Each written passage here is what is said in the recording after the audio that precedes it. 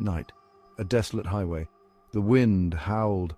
John shivered, gripping the steering wheel. He was late. Meeting Samuel was important. He couldn't afford any more delays. Hours passed. Each mile felt longer than the last. John's eyelids grew heavy. He cursed, splashing water on his face. Had he passed the turn-off? Doubt gnawed at him. Then he saw it, a figure by the roadside, a woman. She was drenched, shivering in a white dress. John slowed down. He couldn't leave her stranded. Not in this weather. He pulled over, heart pounding. "Need a lift?" he called out, rolling down the window. The woman slowly turned. Her face, pale in the moonlight, was streaked with tears. The woman hesitated, then nodded. John popped the lock. She slid into the passenger seat. Silence. She trembled, clutching a tattered shawl. An oppressive silence filled the car. "Where are you headed?" John finally asked, breaking the silence. The woman just stared ahead. "Anywhere near Ashton?" He tried again. She spoke at last. Her voice was a hollow whisper. "Ashton. Yes, I need to get to Ashton." Her words hung in the air, cold and damp like the grave. John felt a chill crawl up his spine. He pushed on, trying to ignore the growing unease in his gut. "It's on my way," he said, forcing a smile. "I can take you." The woman nodded again, her eyes fixated on the road ahead. John focused on driving, on the feel of the wheel beneath his fingers, anything to distract from the unsettling presence beside him. He tried to make conversation, asked about her journey, the weather. She gave monosyllabic answers, her voice barely a murmur. Each word seemed to drain the warmth from the car. Miles ticked by. The woman remained unnervingly still. Her eyes, wide and vacant, reflected the passing headlights. John felt a shiver run down his spine. He couldn't shake off the feeling of being watched. The air grew heavy, making it hard to breathe. John fought off a rising panic. He had to get a grip. This was ridiculous. She was just a woman who needed help. He glanced at the radio.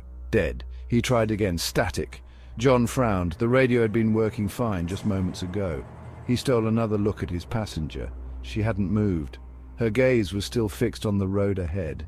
Yet John could have sworn he heard a faint whisper like the rustle of dry leaves echoing her words. He shook his head, trying to clear it. He had to be imagining things. Fatigue was playing tricks on his mind. He just needed to get to Ashton, drop her off, and forget about this night.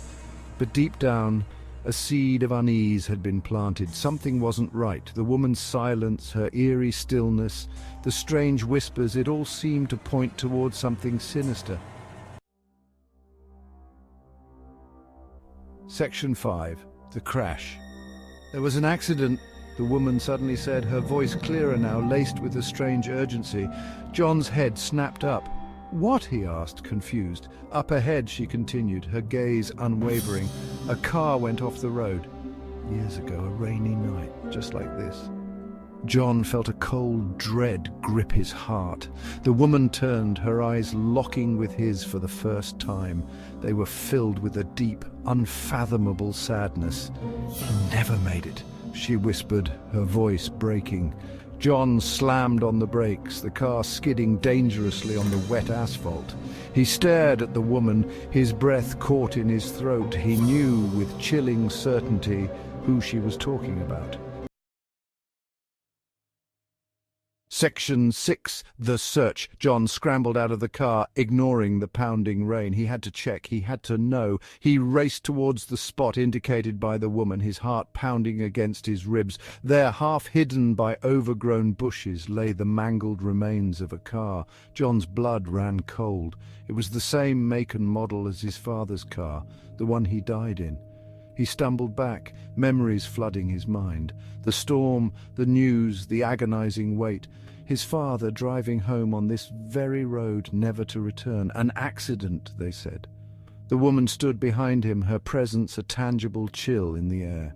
"He wasn't alone," she whispered, her voice echoing the howling wind. "I was there, but I couldn't save him." Section 7. The truth in the archives. John couldn't sleep. The woman's words, her grief-stricken eyes, haunted him. He had to know more. He spent the next day at the local library combing through old newspapers. He found the article. A picture of his father's wrecked car, the headline screaming about the tragic accident. And then he saw it. A smaller article almost hidden on the next page. "Local woman missing," it read. The article talked about a young woman, Emily Grace, who had disappeared the same night as his father's accident. No trace of her was ever found. John stared at the faded photograph of Emily, her smiling face a stark contrast to the grief-stricken woman he had met. He knew with a certainty that chilled him to the bone who she was. Section 8. A Shared History. John returned to the spot on the highway every night for a week, driven by an unexplainable force.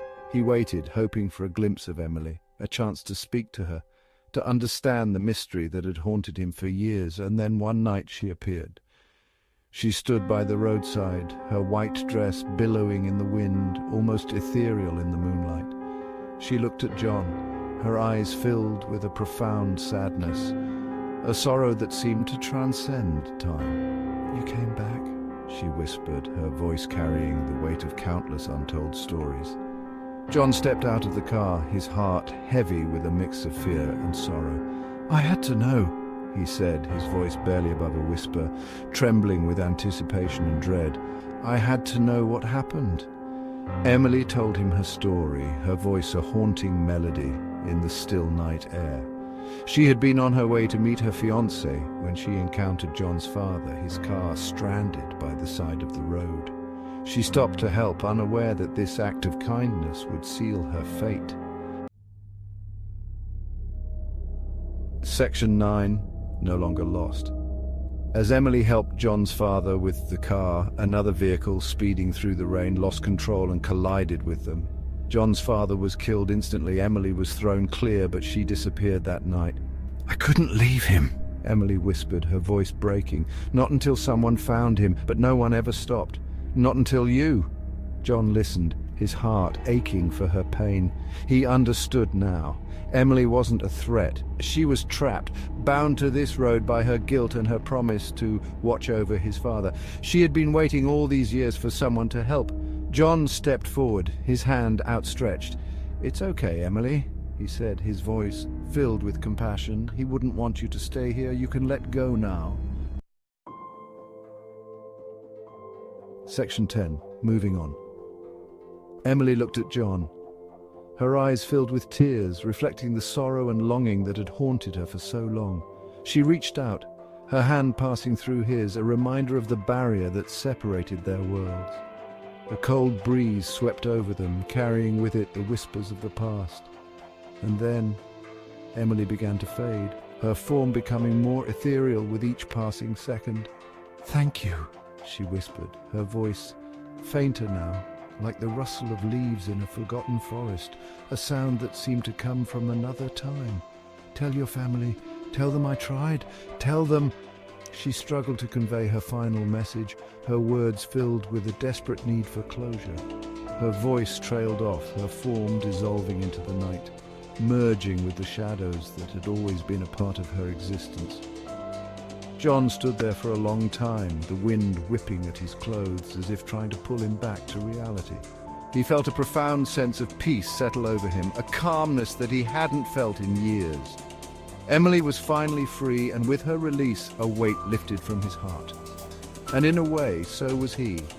The chains of the past had been broken, allowing him to move forward.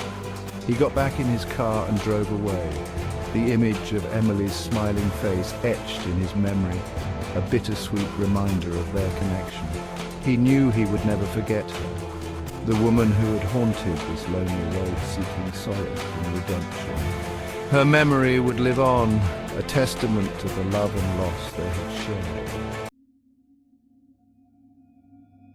To Section 11. The Road Ahead.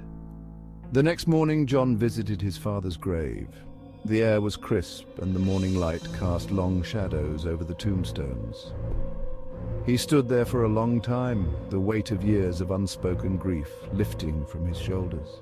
The silence of the cemetery was both comforting and haunting.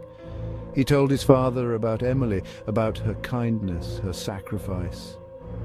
He spoke of the moments they shared, the laughter and the tears. As he spoke, he felt a sense of closure wash over him. It was as if the words he had kept inside for so long were finally free. The past was gone, but the memory of those lost that night would forever remain. Their spirits seemed to linger in the mist, watching over him. He had found Emily, and in doing so, he had found a part of himself he thought was lost.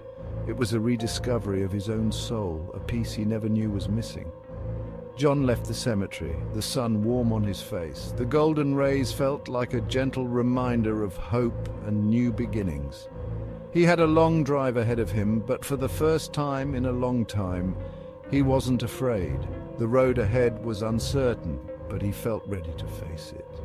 He carried Emily's story with him, a reminder that even in the darkest of times, compassion and understanding can light the way. Her memory would guide him, a beacon in the fog,